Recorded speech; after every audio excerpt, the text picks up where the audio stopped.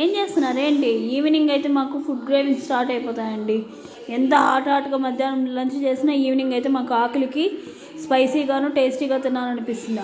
అంటే నేను వంట చేయను కాదు, స్పైసీగా నేను టేస్టీగానే చేస్తాను, స్పైసీగానే చేస్తాను. ఈవినింగ్ అయితే ఏదో ఒకటి చేయాలి కదండి, అందుకని నన్ను చేయమంటారు పిల్లలు. నేనైతే వద్దో బయట వెళ్ళి తినేసి వద్దాం, నాకు చేతికి రెస్ట్ దొరుకుతుంది అన్నాను. అంతే. స్ట్రీట్ ఫుడ్కి వెళ్ళామండి. హోటల్స్లో ఇష్టం లేదండి, ఎందుకంటే హోటల్స్కి వెళ్ళాలంటే చాలా దూరం మా ఇంటి దగ్గర నుంచి. స్ట్రీట్ ఫుడ్లో పావ్ బాజీ అదేనండి, దుబాయ్ సినిమాలో మాటకిస్తే వాళ్ళు బ్రహ్మానందము రవితేజ మాటకిస్తే పావ్ బాజీ అంటారు కదా, అలా పావ్ బాజీ టేస్ట్ చేద్దాం ఒకసారి వెళ్ళిన వెంటనే అన్నకి లేట్ చేయకుండా అన్న ఒక పావ్ బాజీ ప్లేట్ ఇవ్వండి అన్న. అంతే, ఇచ్చాడు ప్యాక్ చేసి.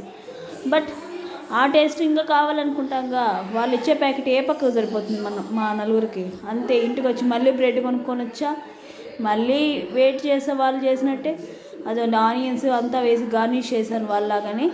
షాప్ వాళ్ళు మనం ఎంత బాగా చేసినా పిల్లలకి భర్తకి నచ్చదే, షాప్ వాడు చేసిన విధంగా చేసినా కానీ.